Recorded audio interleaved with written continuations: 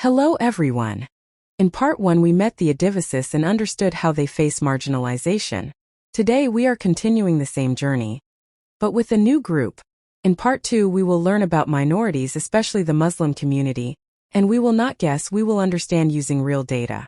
So today's lesson is like becoming a detective, but a social justice detective.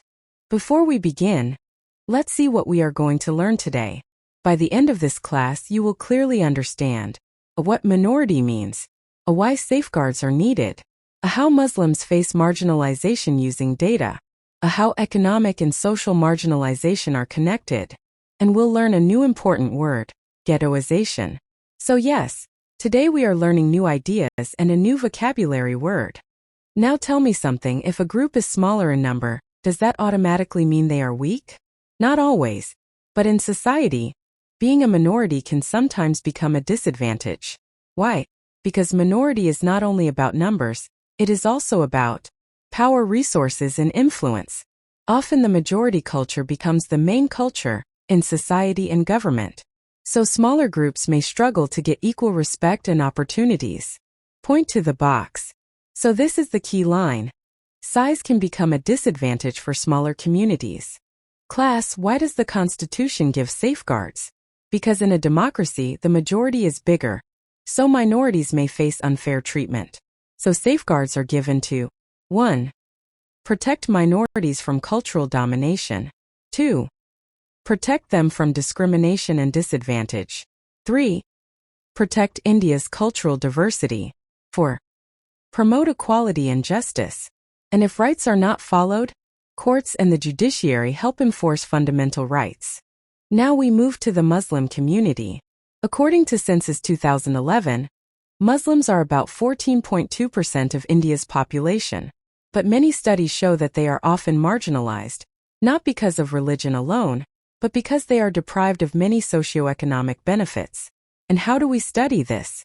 We don't use opinions. We use data like basic amenities, literacy, public employment. Now the big question is, show question. What does the data show about socioeconomic status? Let's find out. Now we are looking at our first set of data. This is about basic needs like pucca house, electricity, tap water. Look carefully. Do you notice a pattern?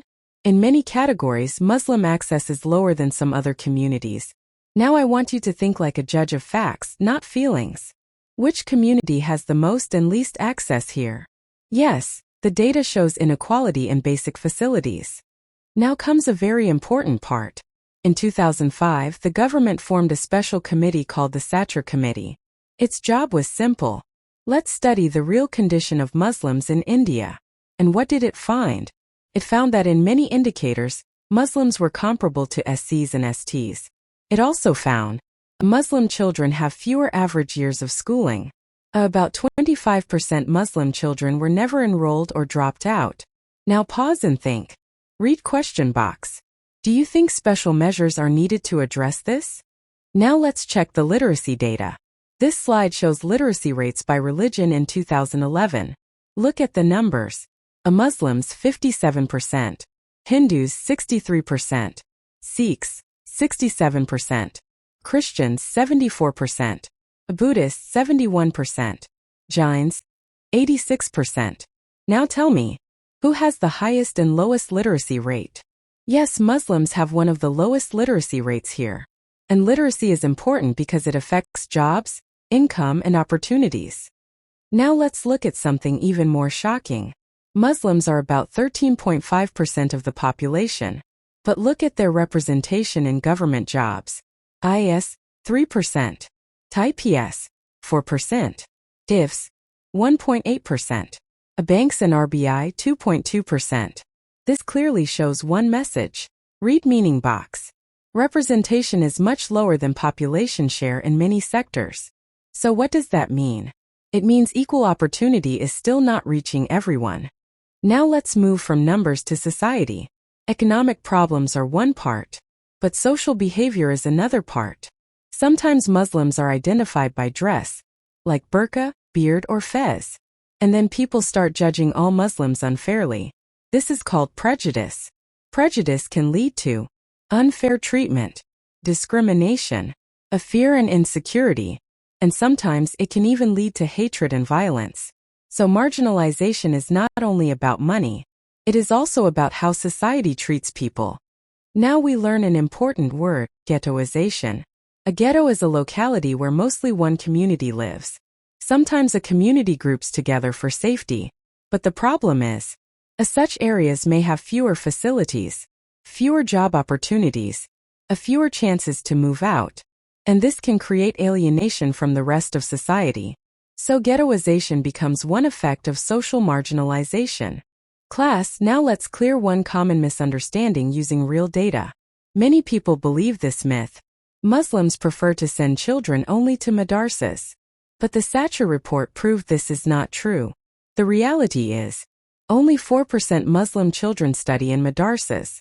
66% go to government schools. 30% go to private schools. So most Muslim children study in regular schools just like other communities.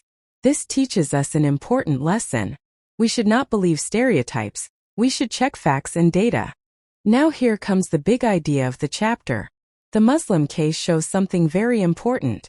Economic marginalization and social marginalization are connected. If a community faces prejudice, they may get fewer opportunities. If they get fewer opportunities, they remain economically weaker. And when they remain economically weaker, society may treat them unfairly again. It becomes like a cycle. And remember, we saw the same Lincoln Adivasi experiences in part 1 too. So marginalization is complex. It needs many strategies. And most importantly, read box. We all have a stake in protecting rights, laws, and safeguards. Now let's wrap up what we learned today. Marginalization means disadvantage plus prejudice plus powerlessness. Different groups face it for different reasons. Marginalization reduces access to education and resources. But marginalized communities have long histories of struggle and resistance. They want two things: a cultural distinctiveness, equal rights and opportunities. And now, read final line. Next chapter. How groups confront marginalization. So the story continues. Now before you leave, here is your exit ticket. Answer each question in one line only. Take 2 minutes, think fast and write clearly. Students, write your answers in the comment box. That's it for now. Thank you.